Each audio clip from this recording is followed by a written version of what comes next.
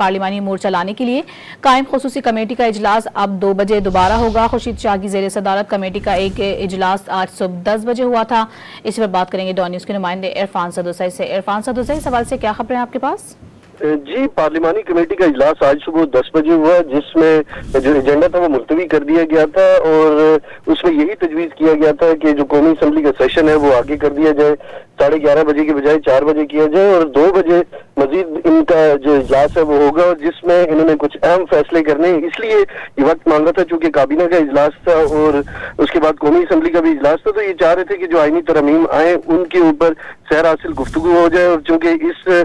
Committee में तमाम parties के नुमाइंदे मौजूद हैं तो आईनी तरमीम के हवाले से पहले इत्तेफाक राय कर लिया जाए। तो अब यही तय पाया है कि इस कमेटी का जो इजलास है वो 2 बजे होगा और उसमें तवक्को यही है कि इसके ऊपर खास करके मौलाना फजलुर रहमान के हवाले से